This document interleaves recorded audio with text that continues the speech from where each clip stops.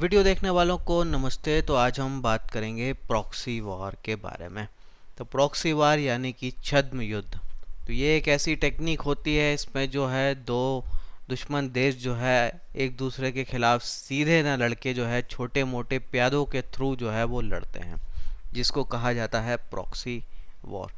अब इस proxy war का जो है भारत शिकार है, लेकिन भारत जो है इसका जवाब जो है प्रॉक्सी वॉर करके नहीं देता। तो अगर हम देखें, पाकिस्तान हमारा एक पड़ोसी है जो प्रॉक्सी वॉर करता है।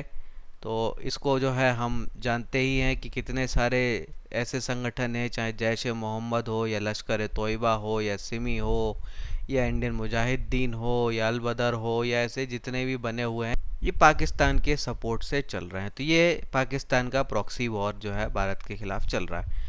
चाइना भी जो है यही काम कर रहा है। तो नॉर्थ ईस्ट के जो भी मिलिटेंट हैं उनको जो है म्यांमार के रास्ते इनडायरेक्टली जो है हथियार वगैरह उपलब्ध कराने का काम जो है चाइना साइलेंटली करता रहता है।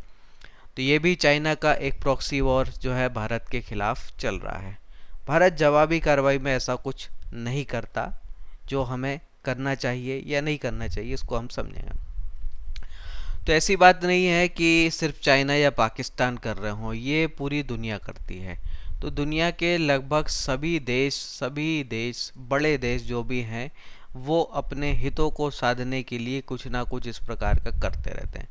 जैसे अमेरिका की बात करें तो अफ़गानिस्तान में रशिया के खिलाफ जो है मुजाहिदीन जो है खड़े किए थे। किसने? अमेरिका ने, जिसमें पाकिस्तान का सहयोग था, सऊदी अरब का सहयोग था। इन देशों की मदद से जो है मुजाहिदीन जो है खड़े किए। ईरान की बात करें तो हमास, हिजबुल्लाह, हौती जैसे जो आतंकी संगठन हैं, जो कुछ सऊदी के खिलाफ काम करते हैं, कुछ इसराइल के खिलाफ काम करते हैं, कुछ सीरिया के खिलाफ करते हैं, इनका जो है समर्थन जो है वो करता है हर तरीके से, डायरेक्ट इनडायरेक्ट। पाकिस्तान की बात करें तो खालिस्तान मूवमेंट का जो है वो इनडायरेक्टली समर्थन करता है। जैश ए मोहम्मद, एलईटी, सिमी जैसे संगठन जो है भारत विरोधी जो है उनका जो है वो काम करता रहता है।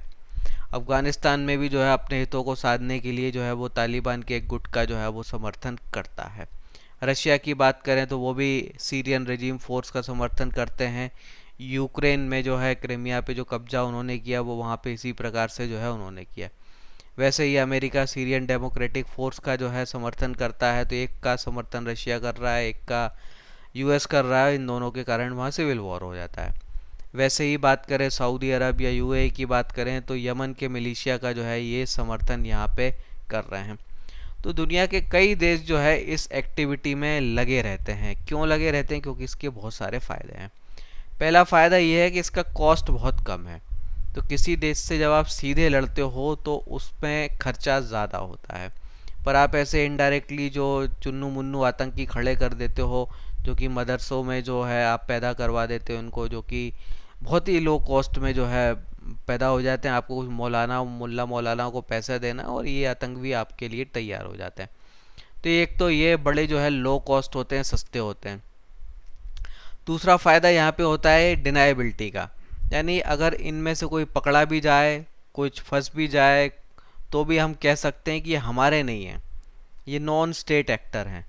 अब जैसे भारत का ही एग्जांपल दें तो कई सारे हमले जो है पाकिस्तान स्पॉन्सर्ड टेररिस्ट ने हमारे यहाँ किया। चाहे हम संसद पे हमला की बात करें, मुंबई हमले की बात करें, पुलवामा के हमले की, तो ये जितने भी पकड़े जाते हैं, भारत जो है ये सबूत जो है पाकिस्तान की सरकार को देते, तो पाकिस्तान की सरकार पहले डिनाई कर देती है, हमारे हैं ही नहीं। फिर आप बहुत स्ट्रॉन्ग सबूत देते हो तो कहेंगे जांच करेंगे। जांच उनकी होती रहती है, लेकिन फैसला उस पर कभी आता नहीं है।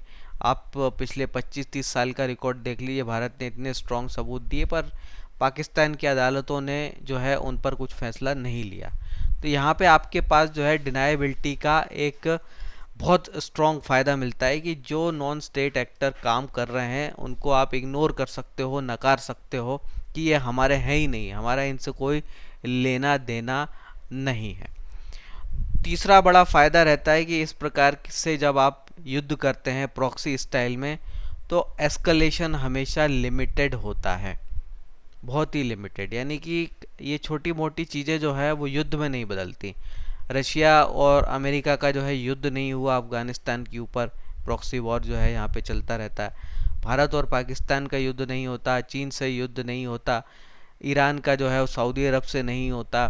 तो ये युद्ध नहीं में नहीं बदलता, यानी बड़ा एस्केलेशन नहीं होता। तो ये एक और बड़ा फ़ायदा प्रॉक्सी वॉर का होता है। अगला बड़ा फ़ायदा रहता है कि खुद का कोई डैमेज नहीं होता है। तो जो मरते हैं इस लड़ाई में, इस प्रॉक्सी वॉर में, जो चुन्नू मुन्नू लोग ही मरते हैं, जिनके मरने से किसी को कोई फ़र्क नहीं पड़ता। अब जैसे ये मदरसों के निकले हुए दो चार भाड़े के आतंकी मार जाएं, 100-200 मारे जाएं, तो क्या जाता, कुछ नहीं जाता। 40-50 हज़ार से ज़्यादा इनको तैयार करने में खर्च नहीं होते। लेकिन अगर सीधे लड़ें तो एक सैनिक अगर जाता है तो वो खर्चा बहुत बड़ा होता है। आपके लाखों रुपए जो है उसकी ट्रेनिंग में खर्च होते हैं। अगर वो शहीद हो जाए फिर कंपनसेशन परिवार को देने में आपके खर्च होते हैं। तो वो एक बड़ा वो होता है। तो आपका कोई बड़ा डैमेज यहाँ नहीं होता, क्योंकि ना तो युद्ध होता है, ना ही आपके कुछ डायरेक्ट लोग जो है मारे जाते हैं, ना आपकी फ़ौज को जो है कोई नुकसान होता है। तो इतने सारे फ़ायदे जो है प्रॉक्सी वॉर के होते हैं। इसीलिए जो है कई सारे देश जो है अपने हितों को साधने के लिए इसका जो है इस्तेमाल करते हैं। कईयों के नाम हमने अभी देखे। फ़ायदे होते हैं लेकिन कुछ रिस्क भी होते हैं, कुछ नुकसान भी होते हैं। तो एक रिस्क ये है कि पॉलिटिकल रिटालिएशन आपका हो सकता है, यानी कि अगर आप एक देश के खिलाफ कर रहे हो इस प्रकार की एक्टिविटी, तो वो देश भी जो है इसी प्रकार की एक्टिविटी आपके खिलाफ जवाबी कार्रवाई में कर सकता है। हर देश में कुछ ना कुछ कमियां कमज़ोरियां रहती हैं, उनको एक्सप्लॉइट किया जा सकता है और उसका फ़ायदा उठाया जा सकता है। दूसरा रिस्क ये है कि ये जो प्रॉक्सीज हैं आउट ऑफ कंट्रोल जा सकते हैं। अब अच्छा एग्जाम्पल जो है इसका अमेरिका ही हो जाता है। तो अमेरिका ही जो है ओसामा बिन लादेन को खड़ा करता है, हथियार देता है, पैसे देता है, अलकायदा को जो है मुजाहिदीनों को जो है खड़ा करता है रशिया के खिलाफ। अब जब रशिया वहाँ से चला जाता है तो अमेरिका के जो है ये काम के नहीं रह जाते, तो अमेरिका इनको पैसे देना बंद करता है। पर क्योंकि इन लोगों के पास और कोई काम धंधा है ही नहीं, यही आतंकवाद इनका फुल टाइम जॉब है, तो जब पैसे लेना बंद होते हैं तो ये अपने मालिक को ही काटने लगते हैं। तो जब आप वर्ल्ड ट्रेड सेंटर के अटैक की बात करें तो ये वही चीज़ है कि यहाँ पे जो है आउट ऑफ कंट्रोल हो जाते हैं और आप पर ही रिटेलिएट कर सकते हैं। तो वो है। अगला जो है नुकसान जो हो सकता है, जनरली नहीं होता है पर हो सकता है, वो है इकोनॉमिक ड्रेन। तो अगर आप बहुत एक्सेसिव लेवल पे ये काम करने लग रहे हो तो आपका खर्चा इस पे ज़्यादा हो सकता है और आपका इकोनॉमिक ड्रेन जो है हो सकता है। तो वो अभी तक जो है ऐसा देखने में नहीं आया है, लेकिन हो सकता है। तो अब ये जो चीज़ है, ये प्रॉक्सी वॉर, ये कुछ नया कॉन्सेप्ट नहीं है। अगर आप आचार्य चाणक्य का अर्थशास्त्र पढ़ेंगे तो उसमें साम दाम दंड भेद की उन्होंने बात की है। इसमें जो भेद वाला पार्ट है, इसको अगर हम गहराई से पढ़ें तो वहाँ पे उन्होंने प्रॉक्सी वॉर की बात की है। तो वो कहते हैं कि राष्ट्रहित सर्वोपरि, यानी कि राष्ट्र के हित में कुछ भी किया जाए वो गलत नहीं होता। तो यहाँ पे अगर आप प्रॉक्सी वॉर या भेद नीति का इस्तेमाल करते हैं तो यहाँ पे कुछ भी गलत जो है नहीं होता। तो ये कॉन्सेप्ट एक्चुअल में हमारा ही है, हम उसको फॉलो नहीं करते, दूसरे देश वाले जो है उसका अनुसरण करते हैं। अब अगर हम देखें, एक नया टाइप का प्रॉक्सी वॉर भी भारत के खिलाफ चल रहा है, जिसको बोलते हैं इंफॉर्मेशन वॉरफेयर। IW शॉर्ट में आज की मिलिट्री लैंग्वेज में कहा जाता है। अब इस इंफॉर्मेशन वॉरफेयर में क्या किया जाता है कि अगर कोई लीडरशिप ऐसी है जो आपके देश के लिए स्ट्रांग है, तो आपका दुश्मन देश जो है इस प्रकार के प्रचार करता है, राजनीति में साइलेंटली इस प्रकार की घुसपैठ करता है कि वो स्ट्रांग लीडरशिप जो है वो कमज़ोर हो और उस देश को चलाने के लिए वीक लीडरशिप जो है आ जाए, ताकि हमारा काम आसान रहे। तो आप देखिए यहाँ पे ये चीज़ आप मीडिया में ऑब्जर्व कर सकते हैं कि भारत में कई सारे मीडिया हाउसेस हैं, उनकी लैंग्वेज आप देखें, उनकी सेलेक्टिव रिपोर्टिंग आप देखें, तो आप समझ जाएंगे कि ये जो है इंफॉर्मेशन वॉरफेयर चल रहा है। यानी भारत का एक चुना हुआ मुख्यमंत्री को जो है ये मिलिटेंट मॉन्क कहते हैं, लेकिन आतंकवादी को जो है वो कहते हैं रिलीजियस स्कॉलर। तो देखिए किस तरह का जो है ये डिफरेंस है। वैसे ही कोई आतंकवादी अगर मारा जाता है तो उसके परिवार का दिखाने लगते हैं कि ये स्कूल टीचर का बेटा है या कुछ है, वो है, इस तरीके से। अभी रिसेंट का ही आप देखें, लखीमपुर पर जो है कितना मीडिया लगा हुआ है, लेकिन कश्मीर में जो है ID कार्ड देख के हिंदू सिखों को मारा जा रहा है, उस पर जो है वो चुप हो जाते हैं। तो ये सेलेक्टिव रिपोर्टिंग जो है ये इंफॉर्मेशन वॉरफेयर का हिस्सा है। तो विदेशी मीडिया हाउसेस हों, BBC, Washington post, New York times, ये सब हों, या देसी मीडिया हाउसेस की बात करें, एनडीटीवी, कोइन टेस्ट टाइप के कई यूट्यूब चैनल भी जो है इस प्रकार की एक्टिविटी में लगे हुए हैं। तो वो सब जो है ये इंफॉर्मेशन वॉरफेयर का हिस्सा है, प्रॉक्सी वॉर का हिस्सा है जो देश के खिलाफ इस समय चल रहा है। देखिए आप किस तरह की सेलेक्टिव रिपोर्टिंग जो है एक ही मैटर पे की जाती है।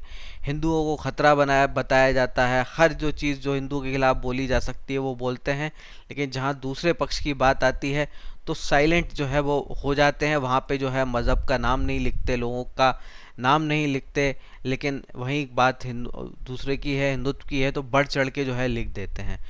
तो ये जो है सेलेक्टिव रिपोर्टिंग जो है ये इंफॉर्मेशन वॉरफेयर है, ये प्रॉक्सी वॉरफेयर है जो भारत के खिलाफ चल रहा है। अब क्या है कि इसका जवाब हमें देना चाहिए, लेकिन हमारे कुछ ऐसी नीतियां बन गई हैं कि जिसके कारण जो है हम इसका जवाब नहीं दे रहे हैं। तो एक तो हम जो है हमारा जो नेता आता है वो वसुदेव कुटुंबकम की बात करता रहता है कि जो देखो जो है वो यही बात करता रहता है कि अमन चैन भाईचारा, अमन की आशा और ये सब वो, ये हमने ऐसी इस चीज़ की खुद इतनी ज़्यादा मार्केटिंग कर दी है कि हम खुद ही जो है इसमें अब फंसे हुए हैं, कि हम कुछ जो है बोल नहीं पाते। दूसरी हमारी समस्या है कि हमारे देश की वोट बैंक वाली पॉलिटिक्स ऐसी है कि हम अपने बहुत से इकोनॉमिक रिसोर्सेज को जो है यहाँ पे बर्बाद करते हैं। तो फ्री बीज, मुफ्त खोरी की योजनाएं और तरह तरह की जो स्कीमें हैं उसमें इतना ज़्यादा पैसा हम बर्बाद करते हैं कि इस दूसरे देश के खिलाफ, दुश्मनों के खिलाफ प्रॉक्सी वॉर करने के लिए हम पैसा रखना ही नहीं चाहते। दूसरी समस्या हमारी यह है कि पॉलिटिकल स्टेबिलिटी नहीं है। एक सरकार आती है, वो पोटा जैसा कानून बनाती है आतंकवाद के खिलाफ, सरकार बदलती है, दूसरी आती है, वो उस कानून को हटा देती है। तो आप देखिए जब ऐसी स्थिति होगी, ऐसी चीज़ें होंगी, तो आपकी नीतियां ही एकजुट नहीं रहती, स्पष्ट नहीं रहती। और प्रॉक्सी वॉर जो है कोई ऐसा काम नहीं कि 5 साल में हो जाए, ये 10 साल, 20 साल, 30 साल चलने वाला कार्यक्रम है। तो ऐसी कार्यक्रम में जो है आपको एक राजनीतिक स्थिरता चाहिए, पॉलिटिकल पॉलिसीज़ में जो है स्टेबिलिटी चाहिए, जो हमारे देश में बिल्कुल नहीं है। तो कुछ पार्टियां सेकुलरिज्म के नाम पे ऐसे ही देश विरोधी काम जो है करती रहती हैं, तो वो भी समस्या है हमारी। साथ में जो इन्फॉर्मेशन वॉरफेयर चल रहा है, ये सब चल रहा है, उसका जवाब देने के लिए हमने अपने मीडिया हाउसेस तैयार नहीं किए हैं। तो आप अगर देखें, अरब देशों का अल जजीरा जैसा नेटवर्क है, यूरोप की बात की जाए तो बीबीसी जैसा है, अमेरिका का बात की जाए तो न्यूयॉर्क टाइम्स जो है, इस तरह के हैं। वैसे ही चाइना ने जो है साउथ चाइना मॉर्निंग पोस्ट और इस तरीके के कई जो है चला रखे हैं। हमने जो है कुछ ऐसे इंटरनेशनल मीडिया हाउसेस अपने बंद चलाए नहीं हैं जो कि स्टेट स्पॉन्सर्ड हो, यानी कि भारत की सरकार की, भारत के हितों की नीतियों को जो है, उस एजेंडे को जो है दुनिया भर में चलाने के लिए ऐसे कुछ मीडिया हाउसेस हमें बनाने चाहिए थे, जो हमने नहीं बनाए। अगला प्रॉब्लम ये रहती है कि हमारी पॉलिसी ऐसी रहती है कि हम ऐसी चीज़ों को मिलिट्री सपोर्ट नहीं देते। तो मिलिट्री सपोर्ट जो है आपको देना पड़ता है, एक लास्ट स्टेप जो है वो यही होता है, क्योंकि जो इस प्रकार के प्रॉक्सी वॉर में इस्तेमाल होने वाले एलिमेंट होते हैं, वो उनको आप अगर प्रॉपर ट्रेनिंग नहीं दोगे तो वो आपके काम कुछ आ नहीं पाएंगे। तो ये जो है हमारी समस्या है। तो स्टेप बाय स्टेप जो है ये चीज़ें चलती है। अगर हम अगर इस पूरे प्रॉक्सी वॉर को समझें कि कैसे किया जाता है, तो पहले स्टेप होता है इंफॉर्मेशन वॉरफेयर। तो यहाँ पे आप मीडिया हाउसेस का इस्तेमाल करते हैं, सोशल मीडिया का इस्तेमाल करते हैं, पत्रकारों को कुछ खरीद लेते हैं, कुछ टीवी चैनल, न्यूज़ चैनलों को खरीद लेते हैं, कुछ नेताओं को खरीद लेते हैं, और उनके थ्रू जो है आप अपना एजेंडा जो है चलाते हैं, देश की मजबूत सरकार को कमज़ोर करते हैं, और जो कमज़ोर सरकार हो सकती है उसको मजबूत करते हैं। तो ये इन्फॉर्मेशन वॉरफेयर होता है। फिर यहाँ पे अगला स्टेप आ जाता है काइनेटिक मीन्स। तो यहाँ पे क्या होता है कि देश विरोधी जो भी काम, सरकार विरोधी जो भी काम हो, उसको इंटेंसिफाई किया जाए ताकि वो सरकार जो है ठीक से काम ना कर पाए। तो धरने, प्रदर्शन, विरोध और ये सारी चीज़ें ये इसका हिस्सा है। फिर आप एक्टिवली प्रॉक्सी वॉर शुरू कर देते हैं, वायलेंस वगैरह जो है होता है उसमें। फिर उसको जो है मिलिट्री बैकिंग मिलती है, यानी कि हथियार का समर्थन मिलना या ट्रेनिंग मिलना, पैसा मिलना, वो सारी चीज़ें। तो ये सब जो है ये होता है। तो ऐसा नहीं है कि हमने ये कभी नहीं किया, हमने भी किया था। तो अगर आप बांग्लादेश का ऑपरेशन डिटेल में करें तो मुक्ति वाहिनी जिसने बांग्लादेश में बगावत की थी, वो हम स्पॉन्सर कर रहे थे। उसी का नतीजा है कि बांग्लादेश आज जो है एक सेपरेट देश है। पर वो सिर्फ इंदिरा गांधी के लेवल थी, उसके बाद जो है ये किसी ने कभी किया ही नहीं, और अभी जो है इस पर कुछ नहीं हो रहा। तो हमें जो है दुश्मन की वीकनेस पता होनी चाहिए और उन वीकनेस को हम इजीली एक्सप्लॉइट कर सकते हैं। हम पाकिस्तान से 20 गुना ज़्यादा बड़ी इकोनॉमी है, तो वो चुन्नू मुन्नू सा देश जो है अगर ये कर सकता है तो हम उससे ज़्यादा बड़े लेवल पे कर सकते हैं अगर हमारी इच्छा शक्ति हो। तो पाकिस्तान की अगर बात की जाए तो सिया सुन्नी का बड़ा कॉन्फ्लिक्ट चलता रहता है। अभी कुछ दिन पहले जो है बड़ी सी रैली जो है सुन्नियों ने निकाली थी, जहाँ पे शियाओं को काफिर घोषित किया था और उनको मारने की बात कही थी। उनकी जो है मस्जिदों पे भी अटैक होते रहते हैं। तो इस चीज़ों को जो है फ़ायदा हम उठा सकते हैं। वैसे ही बात करें पंजाबी डोमिनेंस की, तो पाकिस्तान की पूरी राजनीति में, मिलिट्री में पंजाबियों का डोमिनेंस है। बाकी जो सिंध हो, बलूचिस्तान हो, इन सारे लोगों का दमन होता है। इनको जो है कोई जगह न राजनीति में, न बिजनेस में, न मिलिट्री में ऊपर के लेवल पर कहीं नहीं मिलती। पूरा का पूरा पाकिस्तान में जो है डोमिनेंस जो है पंजाबियों का है। इकोनॉमी उसकी वैसे ही ख़राब है, तो इसका भी फ़ायदा उठाया जा सकता है और माइनॉरिटीज़ का जो है वो दमन होता ही रहता है। तो वहाँ पे जो ह्यूमन राइट का वायलेशन है, उन सारी चीज़ों को हम ज़ोर शोर से उठा सकते हैं। हम यूएन में इस बात को उठा सकते हैं, हम कई पब्लिक फोरम पे उठा सकते हैं, हम मीडिया के थ्रू जो है इधर उधर प्रचार कर सकते हैं, लेकिन हम करते नहीं है, पैसा खर्च नहीं उस पर करते। ये हमारी मूर्खता है जो हम नहीं करते। वैसे ही चाइना की भी ढेरों वीकनेस है, उसको भी एक्सप्लॉइट किया जा सकता है। वन चाइना पॉलिसी सबसे बड़ी उनकी वीकनेस है। तो ताइवान उनका नहीं है, तिब्बत उनका नहीं है, पर वो वन चाइना पॉलिसी के तहत सारी चीज़ों को अपना बताते हैं और हम लोग उसको मानते हैं। तो ये बात की जाए तिब्बत की, जिनजियांग की, ताइवान की, हांगकांग की, इनर मंगोलिया की, ये सारे जो है डिस्प्यूटेड इलाके हैं चाइना के, जिस पे ज़बरन उन्होंने कब्जा किया। तो इस चीज़ को जो है उठाया जा सकता है। अगर वो हमारे देश में दखल लेंगे तो हम भी दे सकते हैं। वैसे ही ईस्ट तुर्कमेनिस्तान की भी बात की जाती है कि उस पर भी वहाँ आज़ादी की बात चल रही है। तो वैसे हमें नहीं करना चाहिए, पर अगर कोई देश जो है हमारे साथ छेड़छाड़ करेगा तो जवाब हमें देना चाहिए। तो यहाँ अगर हम देखें तो हमारे ग्रंथों से बहुत कुछ सीखा जा सकता है जो हम सीखते नहीं हैं। चाणक्य ने तो इसके ऊपर काफ़ी कुछ लिखा है। अगर आप महाभारत को देखें तो महाभारत में भी जो है कर्ण के कवच कुंडल जो है वो ले लिए जाते हैं, कैसे? प्रॉक्सी वॉर से ही। तो यहाँ जो इंद्र हैं वो इस प्रॉक्सी का ही काम करते हैं कि वो जो है प्रॉक्सी बन के आते हैं और अर्जुन के शत्रु को न्यूट्रलाइज करते हैं, उसका डिफेंस जो है वो कमज़ोर कर देते हैं ये लेके। दूसरे प्रॉक्सी की बात करें तो घटोत्कच का जो वध होता है वो क्या होता है कि वेस्ट ऑफ रिसोर्सेस वाला प्रिंसिपल का इस्तेमाल होता है कि किसी के पास, दुश्मन के पास अगर कुछ अच्छे रिसोर्सेस हैं जो आपके खिलाफ जो है घातक हो सकते हैं, तो वो जो है बर्बाद करवा दो, नष्ट करवा दो। तो वो यहाँ पे करवा दिया जाता है घटोत्कच के वध के द्वारा। वैसे ही अगर हम देखें भीष्म पितामह के केस का, जहाँ पे अर्जुन जो है उनको बाणों से छल्ली करते हैं, तो वो किसका इस्तेमाल करते हैं? वो शिखंडी का इस्तेमाल करते हैं। तो शिखंडी अगेन क्या है? प्रॉक्सी है। तो जो लश्कर है, जैश है, ये सब क्या है? ये शिखंडी है, ये प्रॉक्सी है। वैसे ही इंफॉर्मेशन वॉरफेयर की बात करें तो जो एनडीटीवी है या न्यूयॉर्क टाइम्स है या वॉशिंगटन पोस्ट है, जो इस तरह की सेलेक्टिव रिपोर्टिंग करते हैं, ये सारे शिखंडी हैं। वैसे शाहीन बाग की बात की जाए, राकेश टिकैत वाले किसान आंदोलन की बात की जाए, लाल किले पे तमाशे की बात की जाए, ये सारे शिखंडी लोग हैं जो देश विरोधी काम कर रहे हैं। अब शिखंडी की जो क्वालिटी ये थी कि ये ऐसा है जिसके ऊपर आप जानते तो हो कि ये हमारे विरोधी है, हमारा बुरा चाहता है, लेकिन फिर भी आप उस पर हमला नहीं कर सकते। आप उसके सामने जो है आप अपने हथियार रख देते हो। तो एग्जैक्टली जो है यही होता है। शाहीन बाग वाला केस देखे आप, दंगे भी हो रहे हैं, रोड जामे करें, महीनों से बैठे, पर हम एक्शन नहीं ले पाते। लाल किले पे जो है किसान चढ़ के तमाशा कर रहे हैं 26 जनवरी के दिन, जो ये जो है ट्रैक्टर चढ़ा रहे हैं पुलिस वालों पे, आम लोगों पे। तो ये सारे लोगों पे हम एक्शन नहीं ले पाते क्योंकि ये अपने ही हैं, ये शिखंडी हैं, यही लोग जो है। तो ये हमारी जो है मेजर समस्या जो है, तो इनको काउंटर करने की जो है ज़रूरत है। तो वो हम तब कर पाएंगे, पहले अपना घर सही करेंगे। तो दुश्मनों के साथ प्रॉक्सी वॉर अगर करना है तो पहले अपना घर मजबूत करना होगा। अपने देश में मीडिया को जो हर कुछ आज़ादी मिली है उस पर थोड़ा सा नियंत्रण रखना पड़ेगा। जो डेमोक्रेसी के नाम पे कुछ भी करने की आज़ादी मिली हुई है उसको भी थोड़ा कंट्रोल करना पड़ेगा। तो वो जब हम कर लेंगे तब तो जाके हम दुश्मन का जो है उसको उसी भाषा में जवाब दे पाएंगे। तो ये रही आज की बात। वीडियो अच्छा लगा है तो लाइक करिए, कमेंट कीजिए, अपने विचार बताइए और शेयर भी कर दीजिए। और साथ में मुझे बताइए कि क्या भारत को भी प्रॉक्सी वॉर करना चाहिए या नहीं करना चाहिए। इस पर जो है आप अपने कमेंट्स रखिएगा। फिर मिलेंगे हम। जय हिंद।